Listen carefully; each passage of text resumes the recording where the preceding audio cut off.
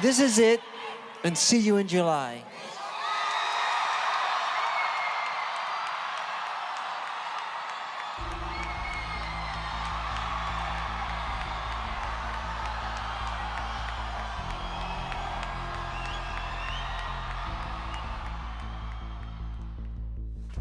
Michael Jackson is the undisputed king of pop. A lifetime of innovation and reinvention set him apart from the crowd as one of the greatest artists and performers who ever lived. But on June 25, 2009, at the age of 50, Michael Jackson would be dead. Fire paramedic 33, what is your emergency? Yes, sir. I need an ambulance as soon as possible, sir. Okay, sir. What's your address? It's 100 North Carrollwood Drive, Los Angeles, California, 90077. You said Carrollwood? Carrollwood Drive, yes. Yes.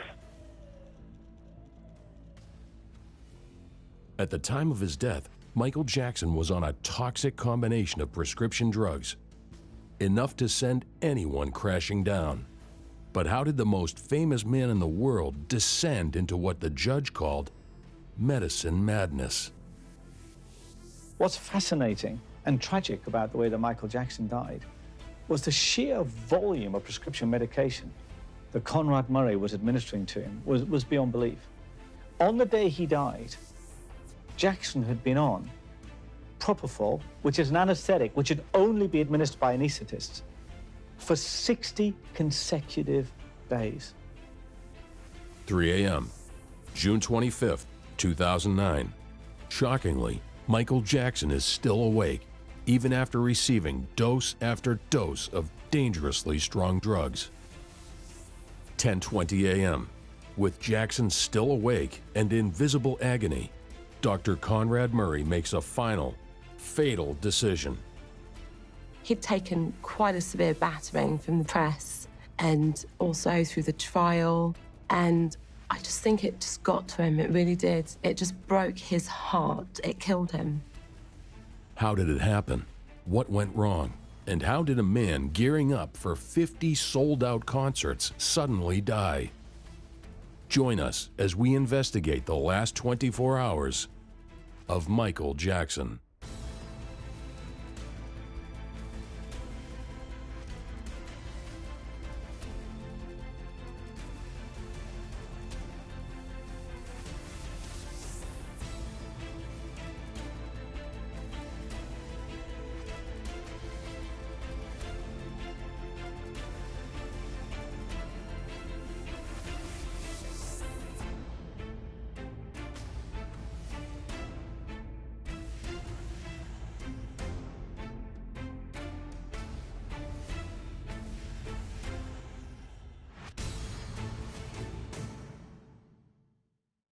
Whatever you think of Michael Jackson, one thing you have to concede is that he was an extraordinary performer. One of the greatest performers, not just of his generation, but of any generation.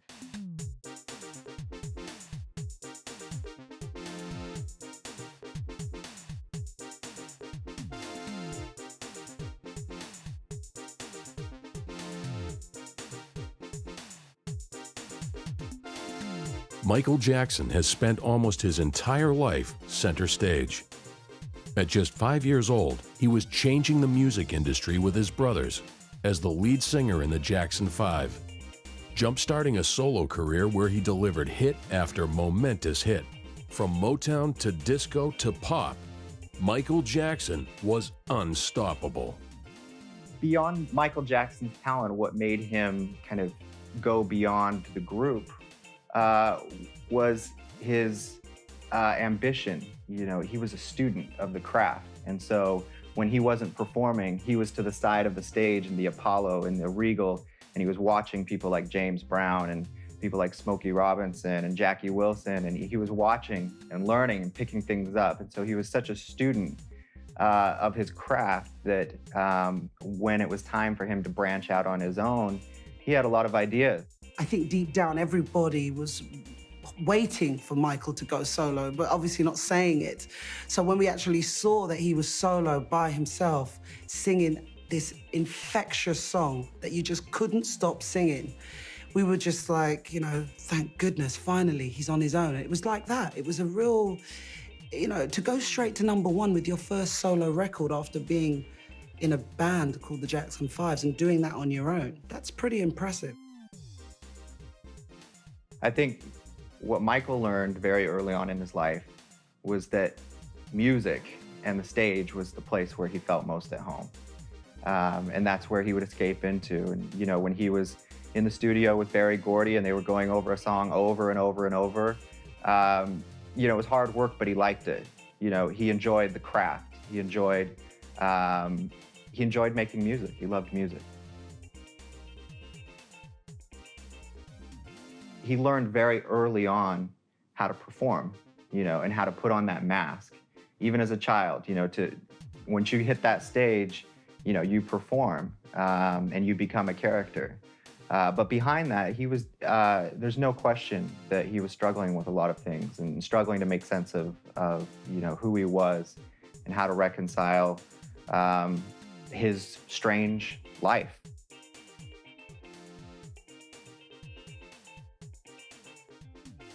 But a key event in 1984 would impact the course of Jackson's life forever.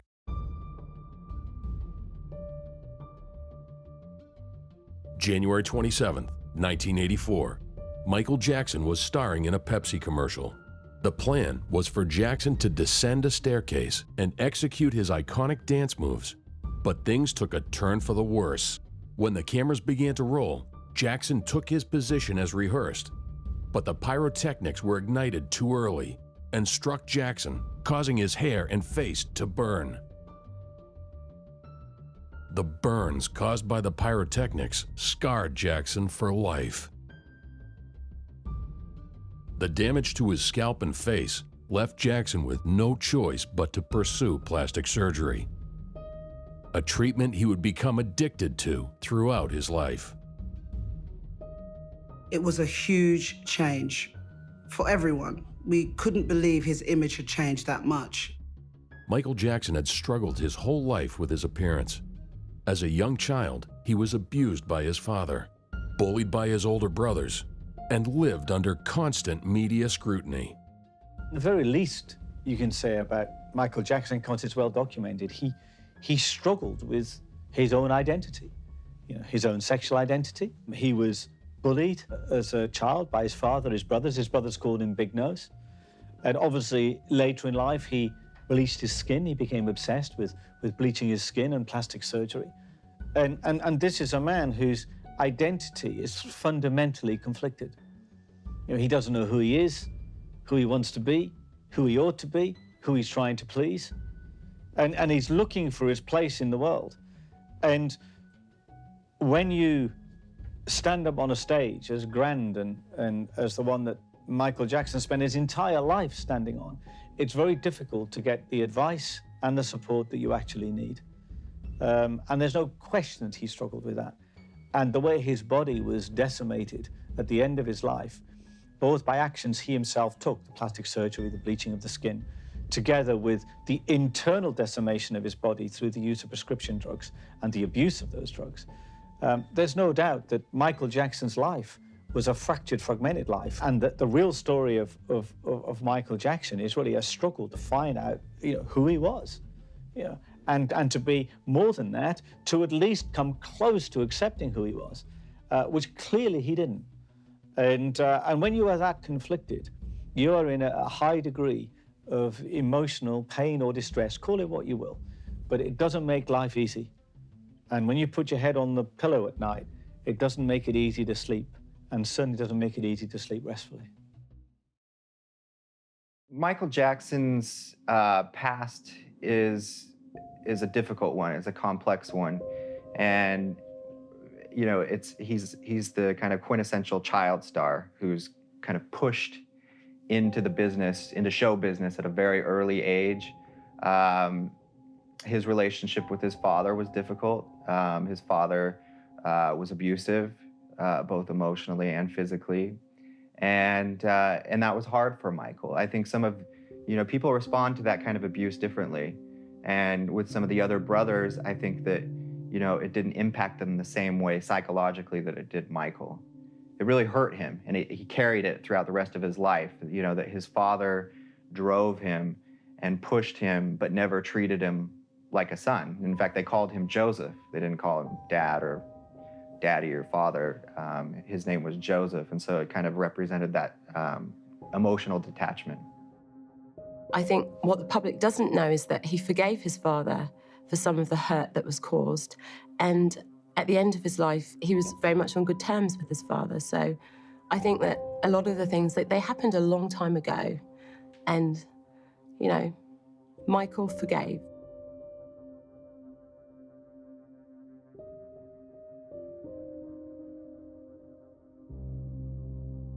When Michael released Dangerous, it was like he'd gone through a new change again, because now his face had changed way more and he'd become even more lighter than before.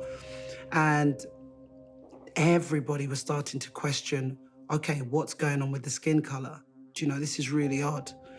I personally believe that no one quite knew if he was actually trying to be white, but they all assumed he was trying to make himself white.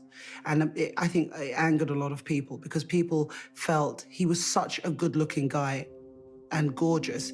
A lot of us were like upset that he was changing his face. We're like, don't change your face, Michael, we love you the way you are. But he'd already changed it by Dangerous. And it was like, so that was the controversy that was going on. People weren't quite sure if he was trying to make himself white, or we could see his nose had changed and things were looking a little bit different. So everyone was a little bit, it was a weird time. He definitely had vitiligo, which, you know, the interesting thing about that is that a lot of people didn't believe him, or for a long period of his career, people didn't even know that he had vitiligo. I think the first time that he mentioned it publicly was to Oprah Winfrey, which was 1993.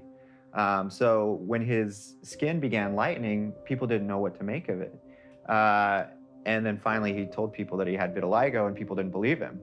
And, you know, it took really until he died and the autopsy report actually indicated that he had vitiligo.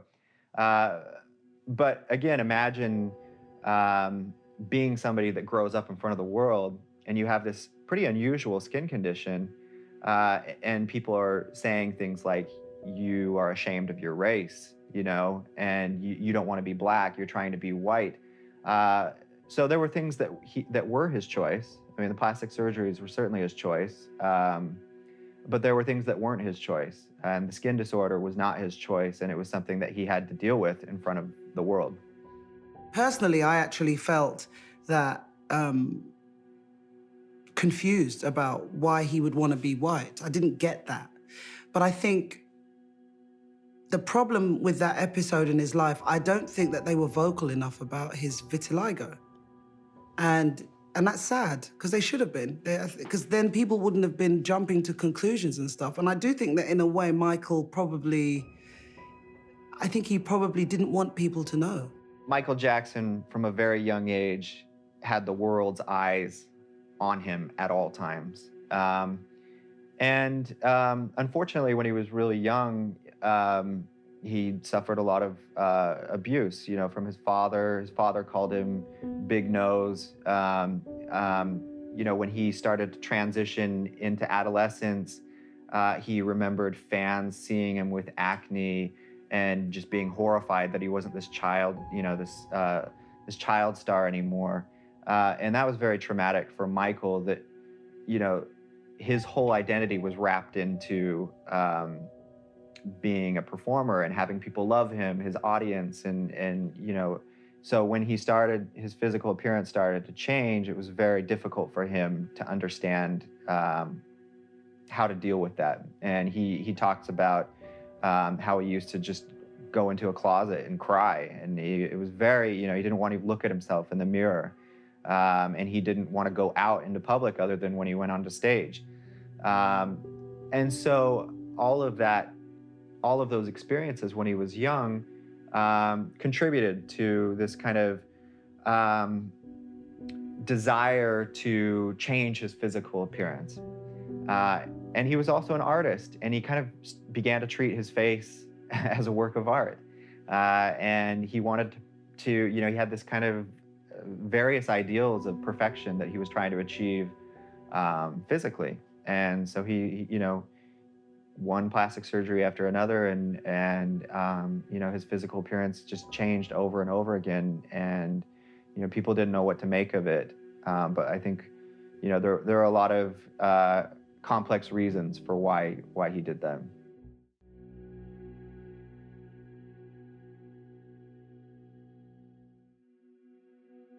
So at that time, it was incredibly confusing for people who'd watched him. You know, everyone loved him and knew what he looked like, and it was confusing for us to see that he had changed his color. And it's only later on, obviously, way down the road, like what, 15 years later, you find out that he had vitiligo, which is a serious skin condition where you completely lose pigment.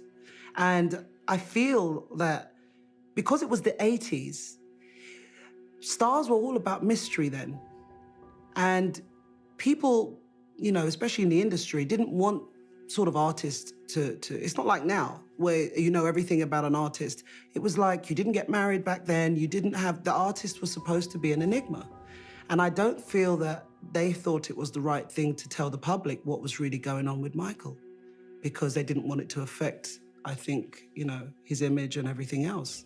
I really believe that, because you know, when you hear what he says in interviews later on, you know, he didn't want people to know about all the, you know, the vitiligo, not that, you know, I just think it was traumatic in itself that he was going through that himself. I wasn't there, but I just feel that when you see later interviews with him with Oprah and he opens up and he talks about it, you see that he's traumatized by the fact that he wasn't able to tell people before. And now he's telling everyone. Everyone is looking at him like he's not telling the truth.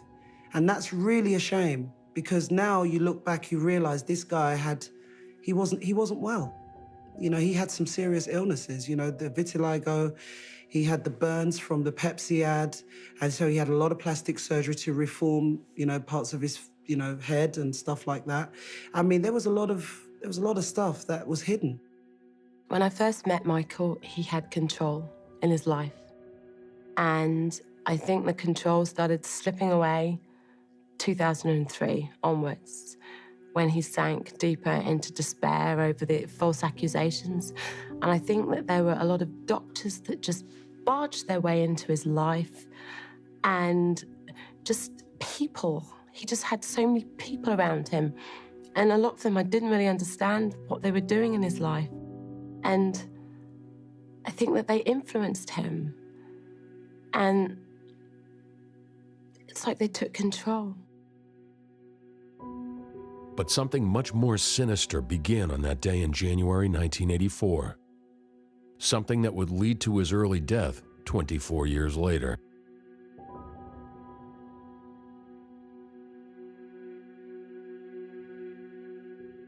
When he burnt his hair at the Pepsi commercial, he started using painkillers then. He then fell from a stage and broke his leg. He also cracked a vertebrae in his back, and those things have caused him terrible pain. I never saw Michael take even an aspirin when he was with me. I was absolutely horrified when I found out the circumstances of his death, which became clear in the news. When I was with him and our families were together, he was always bright, alert, and there was never any question of him being on anything. I think that Michael made certain choices to cope with his reality, and some of those choices led to kind of an insulated existence by necessity. You know, when he creates Neverland, it's a way for him to cope, right? To kind of block out the real world. Or when he's, you know, taking pain medication, it's a way to kind of block out all of the things that are difficult, you know, all the pain that he's struggling with, and, you know, just all the pressures that he's dealing with. But unfortunately, there are repercussions to that. You know, when you seclude yourself, when you isolate yourself, or when you know, when you make some of these choices, there's kind of an inevitability in terms of, you know, further isolating yourself from maybe people that could help you, or that could at least have, you could have a more healthy kind of relationship with. I think prescription drug abuse is common in the celebrity world. I think it's very easy to get caught up in being a celebrity, and you try and get your body to work for what your heart desires and what your mind wants. On a small scale, I find that even I'm not a celebrity, but even trying to live up to the demand of going to bed when you got to go to bed and wake up when you got to wake up, look like you've got to look and do what you've got to do, is a toll. Imagine those who are in front of the camera, big celebrities. I think it's unfair on them. I think it's sad, but I think it's a price they have to pay, unfortunately, if they want to go down in history as people that were really icons. And I think the bigger the celebrity, the bigger the price. The first time that it was actually brought to my attention was in March 2009, when I was at the Landsborough Hotel, and he requested that I get hold of some medication through my family contacts, because I've got 6 members of my family in the medical field. And when I went into his bathroom, then that's when I was aware.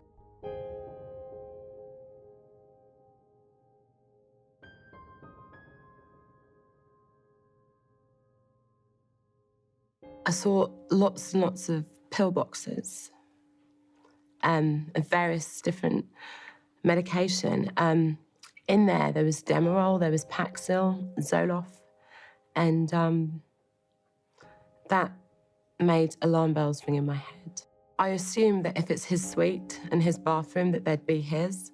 I didn't see any name on them, but I assumed that they were his, and in light of what's happened, I'd safely conclude that they were his. I never, ever, ever saw him take anything.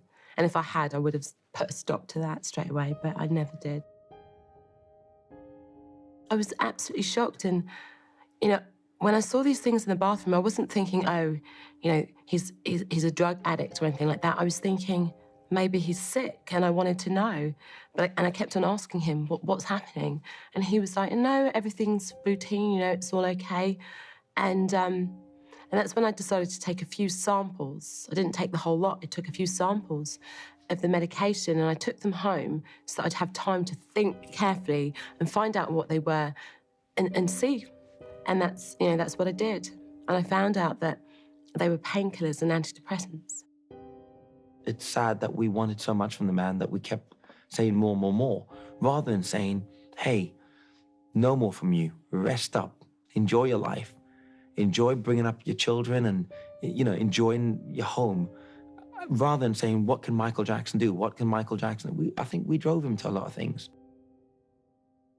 At the time of his death, Michael was taking an almost unbelievable daily dose of prescription drugs, including Demerol, Zoloft, Ritalin, Prozac, Xanax, Dilaudid, Vistaril, and Prilosec. We'll never know the real reasons why Michael Jackson was taking the volume of prescription medication that he was. I mean, he would have said to his friends, his family, his doctors, yeah, I need this medication, I want it, I need it, I want it, because he was an addict. And that's what an addict does. They'll do anything to get their drug of choice. But as for the doctors or the people who were close to Michael Jackson allowing that to happen, who knows? Who knows why they were prescribing that? It certainly wasn't for Michael Jackson's well-being. Michael Jackson needed to get off those drugs, not to take more of them. He needed to take fewer opioids. He needed to take fewer benzodiazepines. He certainly needed less propofol. But we'll never know what was going through the minds of those people allegedly caring and treating Michael Jackson. One can only assume that, like with so many people that have come before him and so many people afterwards, that the richer and more famous and celebrated you are, the more at risk you are of not getting the advice and support that you need, because people will give you and tell you what you want to hear rather than what you need to hear. And that's the tragedy of Michael Jackson and many others like him. This cocktail of drugs was placing an enormous strain on Jackson's already exhausted body. But while the prescription drugs may have become habit, mounting pressures outside of the singer's control were beginning to take their toll. Please keep an open mind and let me have my day in court.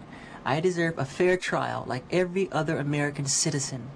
I will be acquitted and vindicated when the truth is told. Although Michael Jackson was cleared of all child sex abuse allegations, the years of public humiliation at the hands of the hounding press left his reputation in complete ruin.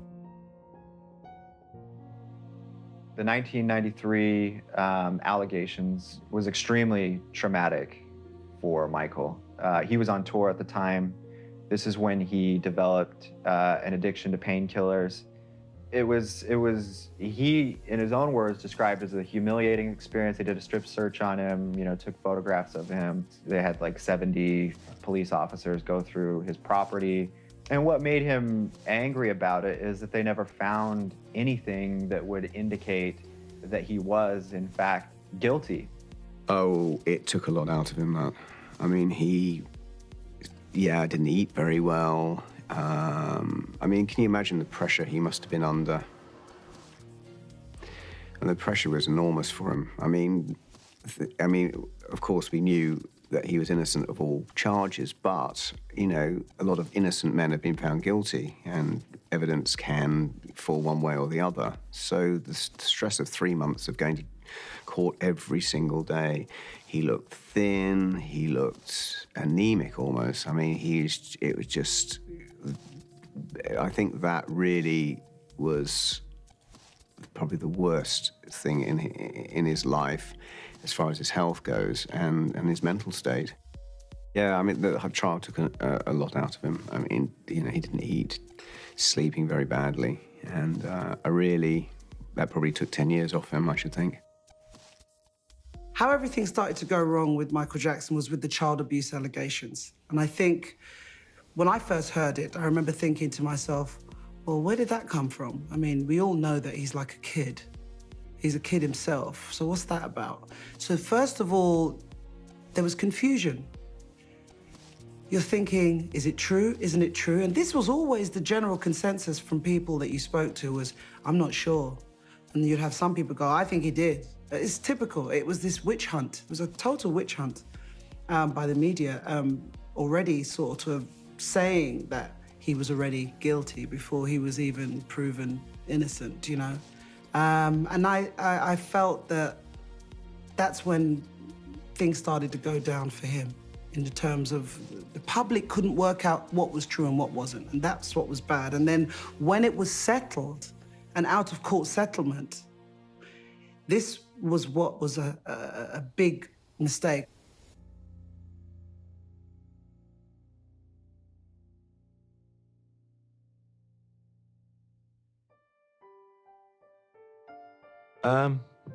Fabrications.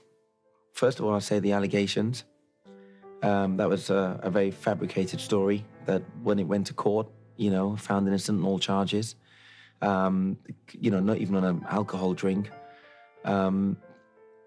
Also, I'd like to say, you know, that there's so many. To pin one, I think, would be unfair. Perhaps there's an ounce of truth in what's written, but it's totally embellished and taken out of context. And I really think that people actually get some kind of kick out of it. They love it. They want to print the truth, you know? And so basically it means that when people do come forward and tell the truth, no one believes them. He'd taken quite a severe battering from the press and also through the trial. And I just think it just got to him. It really did. It just broke his heart. It killed him. Once revered as the pinnacle of musical achievement, Jackson sank into a reclusive lifestyle. For 12 years, he kept a low profile, hiding away and drowning in $400 million of debt. You know, I think that certain people around Michael Jackson cared about him, tried at different parts of his life to help him. Unfortunately, when you have that much power, you can surround yourself with the wrong types of people, the people that will just say yes to everything. And so some of the people, including Lisa Marie Presley, who did really try to help Michael and kind of had a more balanced relationship with him, weren't there in the end, you know, and didn't have a place in his life. And so there weren't a lot of people. I know that his family tried to help him in certain ways when they could reach him. But it was hard in those final years for people to kind of get into that inner circle and really see what was happening. He was very hurt by the misreportings in the press, but I think his defense mechanism was not to read them. Don't let it, you know, they're going to say whatever they're going to say anyway, so just don't get involved with it. Because I said to him one day, I said, well, why don't you just sue them? And he said, Mark, if I was to sue everyone that wrote something about me that was untrue, I'd be in court every single day. So it just wasn't worth it for him, so he just decided to let it go. To a certain extent, in terms of naive, I think because he has lived a lot of his life in the public eye with all the adulation and all of the fans, I think to a certain extent, perhaps he hadn't experienced some of the things that we've experienced in everyday life. So for those reasons, perhaps a little bit naive. And I think that he always wanted to see the best in people. And I think, you know, towards the end, he realised that there are some very bad people out there who don't wish you well at all. And in terms of lonely, I would say Michael was lonely. It's not that he didn't have people around him. He had very few people that really understood him and understood what he'd been through, the kind of life he had. In fact, there aren't very many people that have been through what Michael's been through. And from that point of view, I would say he was very lonely.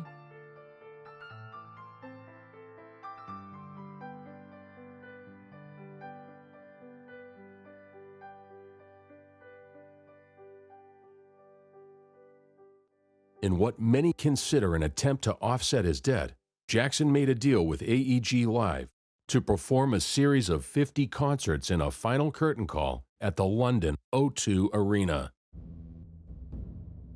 March 5th, 2009. Michael Jackson announces to the world, "This is it."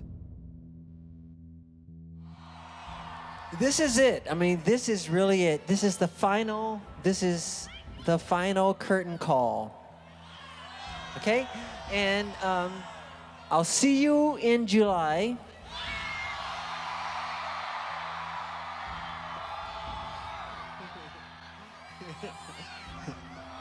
I love you. I really do. You have to know that. I love you so much. Really. From the bottom of my heart. This is it, and see you in July. After Michael announced the concerts, he stayed in London and my family came up and we spent the weekend with Michael before he flew back to the States. He was in a really good, positive mood. I mean, he was in such a positive frame of mind. Best I've seen him for a long time. And it was so reassuring, and we had big plans and he was going to come to London, and it was over the school holidays and the kids were all going to get together and have loads of time, free time, and things we were going to do and all these plans we had. He was just so positive. I think he's extremely in control. I think Michael's, if that was Michael's magic or his madness, like they say, I think he was very much in control. And in one hand, it's what brought out this genius. And in the other hand, it's probably what brought out sometimes these traps that he fell into by not having this management that he would listen to. And I think, there was times when Michael was very much in control. Michael didn't sign up to do 50 concerts. He said that to me, that he only thought he was doing 10. And he wasn't very happy about the fact that it was going to be 50 concerts.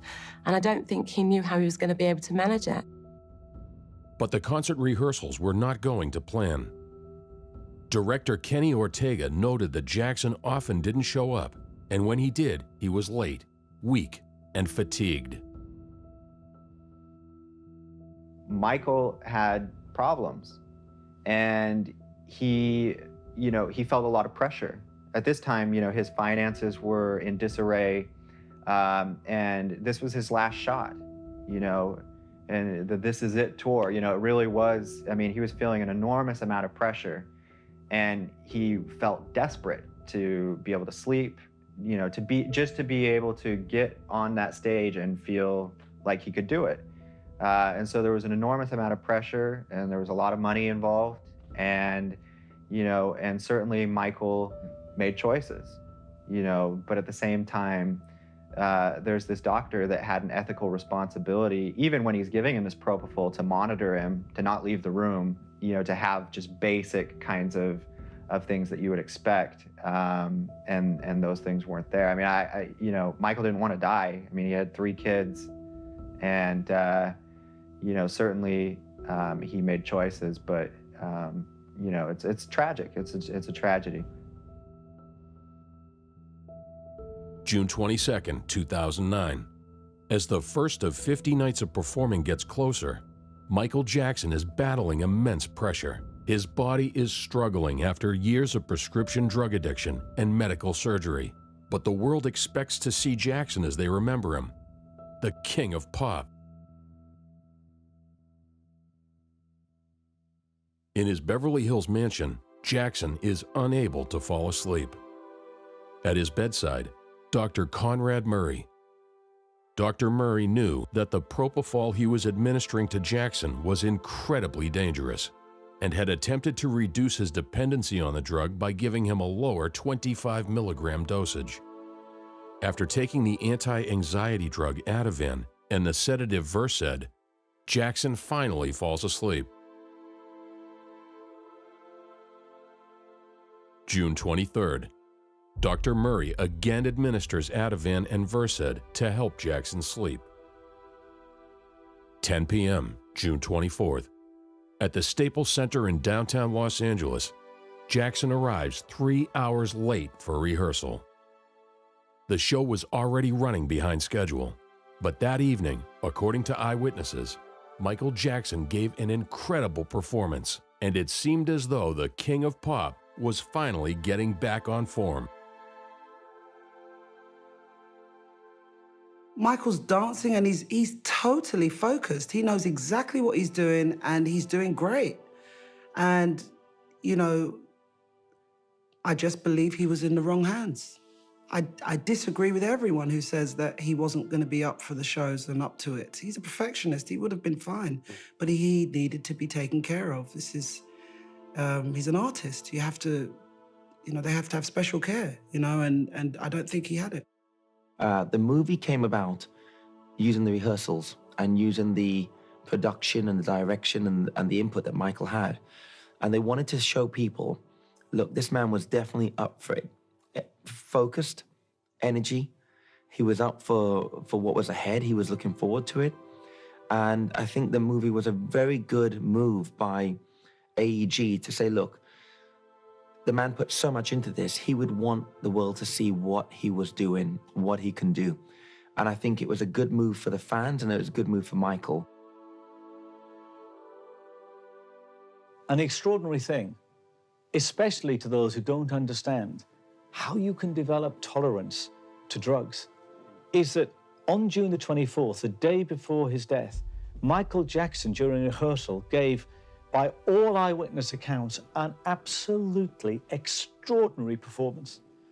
So despite the fact that that time he'd gone on propofol for 60 consecutive days, that he had this vast cocktail of drugs inside his body, he was still able to perform. And not just to perform well, but to perform to a level that many other artists could only, or most other artists could only dream of.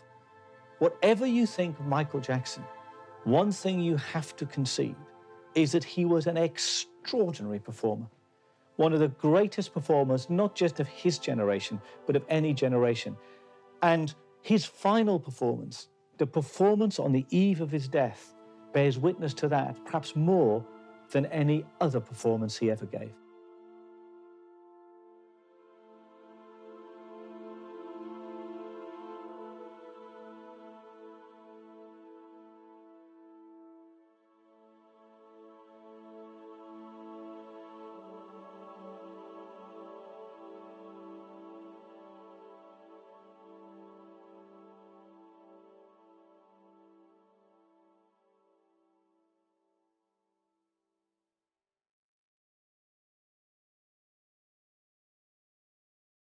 1 a.m., June 25th, 2009.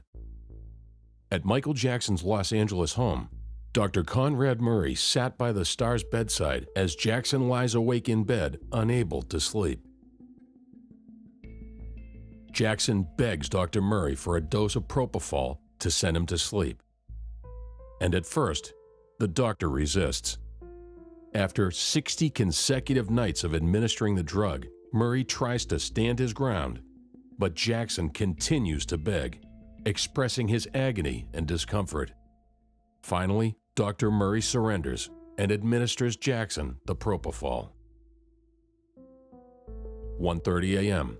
Despite having been administered propofol, Jackson is still awake.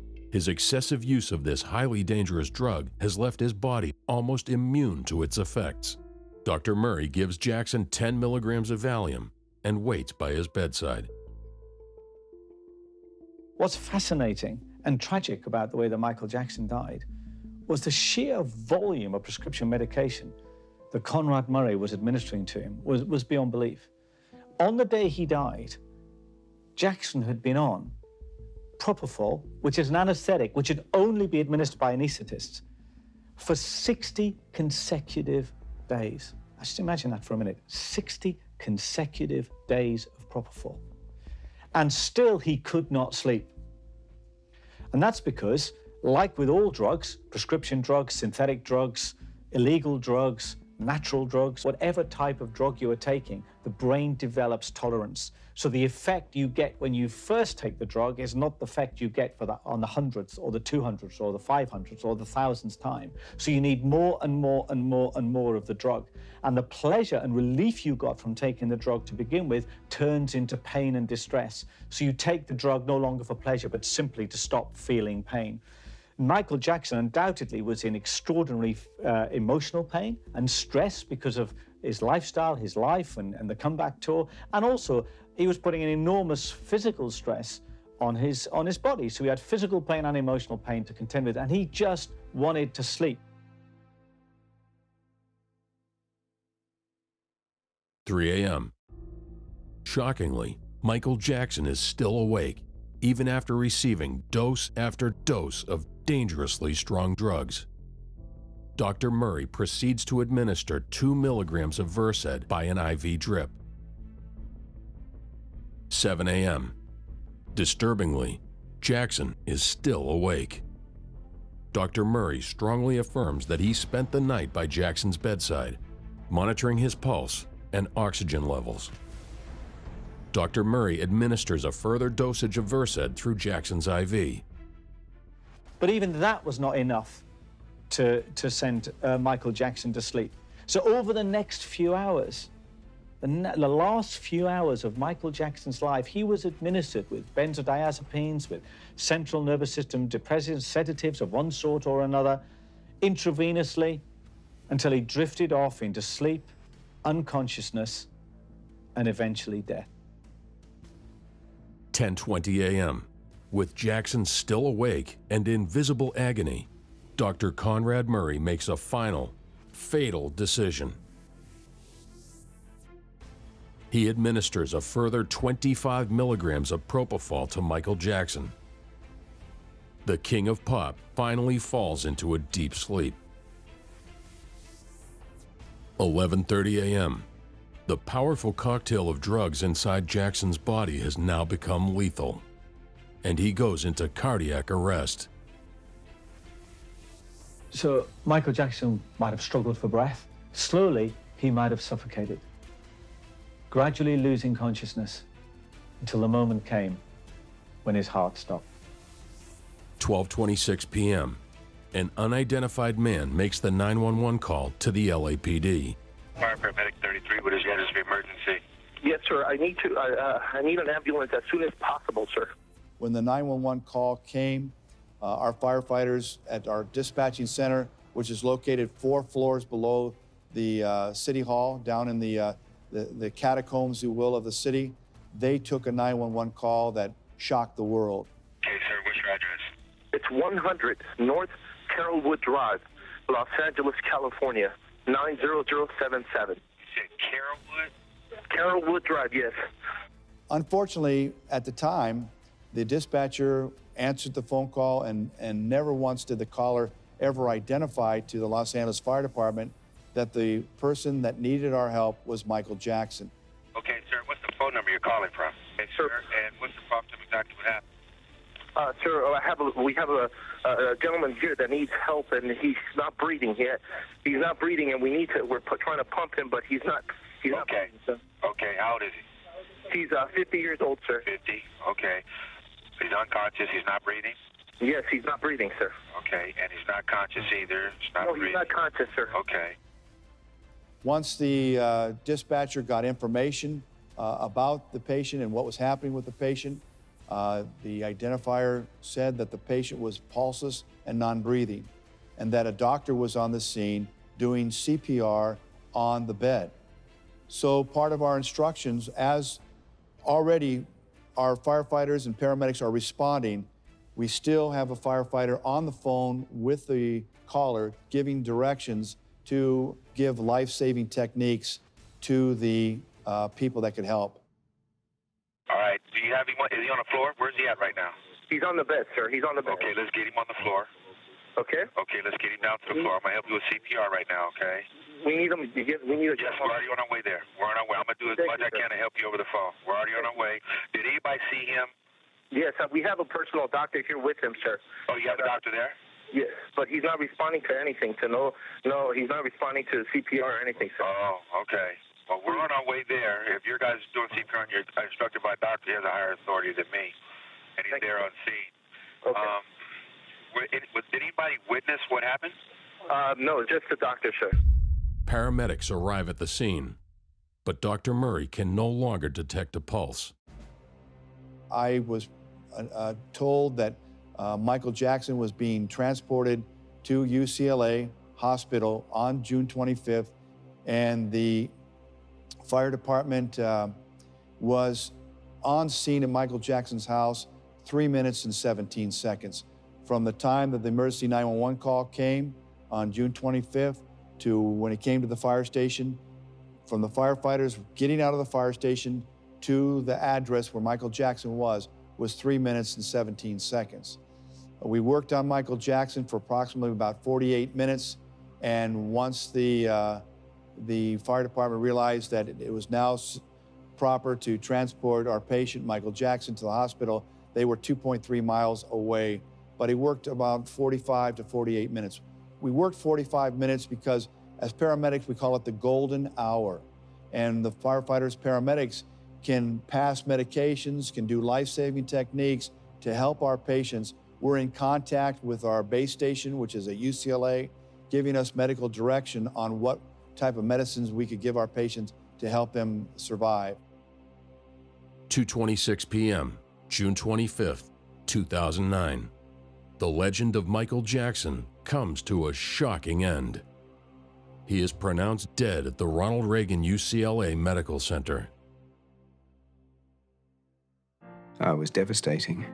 It was like the world paused. I just can't actually believe it. It still feels like it's a really bad dream. It hasn't really sunk in. It just doesn't feel real. It feels all wrong. Well, I was actually in my room and I was watching something on one of the other channels, and I got a phone call, and a friend of mine said, "Have you seen the news?" And I said, "What do you mean?" He just put the news on. So I flicked over, and of course, it said Michael was admitted to hospital, and then it just got from one bad thing to another, and then he was pronounced dead. And it was, I mean, I just couldn't believe it. I thought it was in a dream. I was going to wake up. It was all a big joke. It was just, I just couldn't absorb it. It was just horrible. This happened, I think, UK time around 2 o'clock in the morning, and my kids were upstairs, and I thought, well, do I go up and tell her? I said, no, I let them sleep. They have to get up for school in the morning. And when I went up and knocked on their door, and I said, look, I've got something really awful to tell you. And I told them, and, you know, they just broke down and floods of tears. So it was really, that's what, you know, hit me then, really. Everybody felt a connection, whether you liked him or not. You grew up with something, you remember the song, you connected could be a dance with your partner, or whatever it is. It was at a place you first heard when Thriller came out. You was upstairs on the BB, I don't know, whatever it was. And they felt there was a certain element of loss, something, whether they liked him or not. Ever since I was born, Daddy has been the best father you could ever imagine.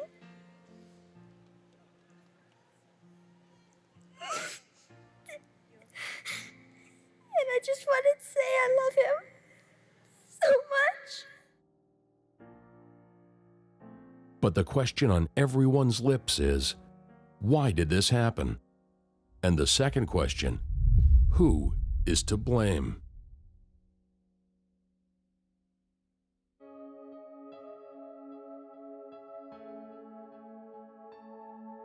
He got in a bad situation.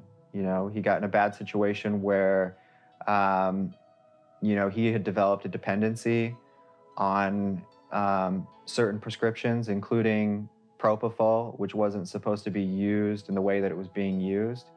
And unfortunately, there were doctors, including Dr. Conrad Murray, who weren't directing him to the kind of help that he actually needed. You know, whether he needed help sleeping, or whether he was having anxiety, or, you know, these different things that he was saying that he needed help with. You know, instead of getting what he needed, you know, they were using these very unusual, dangerous methods to address those. And, you know, he's building up for this big comeback tour, and his doctor's putting him to sleep every night with propofol, which is usually used for surgery, you know, and it's extremely dangerous. And so Michael Jackson died because of what had happened throughout his life, which is that the people around him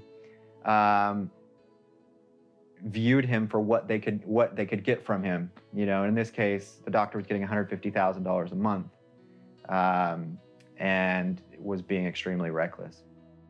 It was gross neglect, you know, and this was not someone that I would trust as my doctor. And that's all I really will say about that.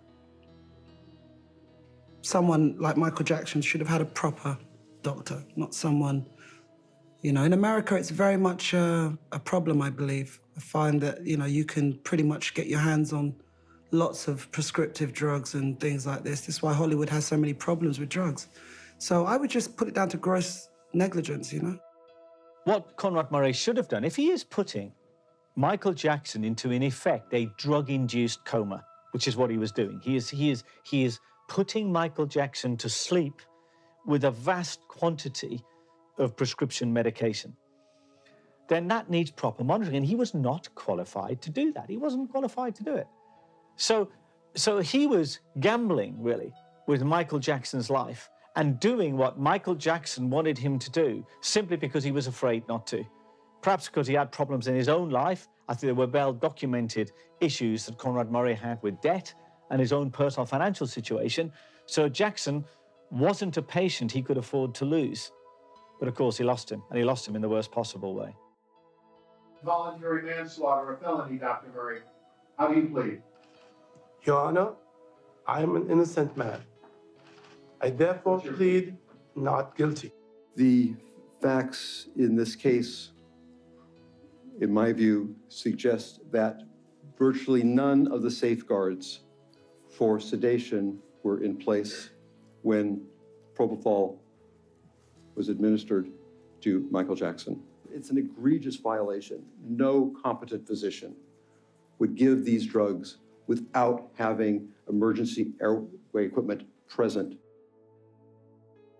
Well, I think it was just an awful accident where, you know, medication that was used that shouldn't have been used, unsupervised.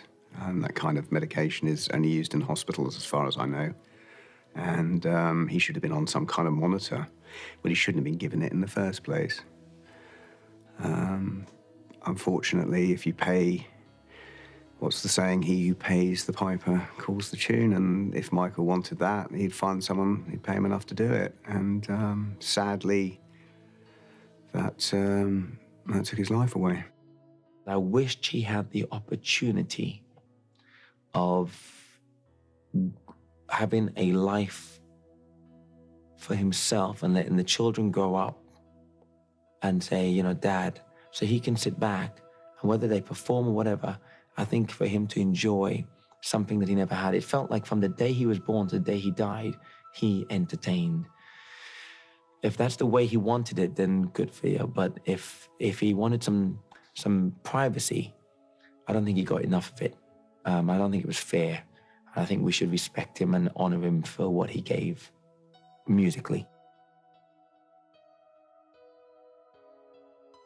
You know, what's getting lost here is that Michael Jackson is an incredible artist. You know, and artists aren't always normal. You know, in fact, some of the greatest artists are very eccentric, very unique, very different. And Michael's no different. Michael was a great artist. He lived his life in a different way, in an unusual way, provoked a lot of questions. But when we go back to those songs, when we go back to those videos, when we go back to those albums, we find just an incredibly rich, diverse array of art that deserves attention. You know, for all the scandals, for all the eccentricities, Michael was an artist, and he wanted to be remembered as an artist. In fact, one of his last quotes in 2007 was a quote from Michelangelo, and he says, "To escape death, I bind my soul to my work."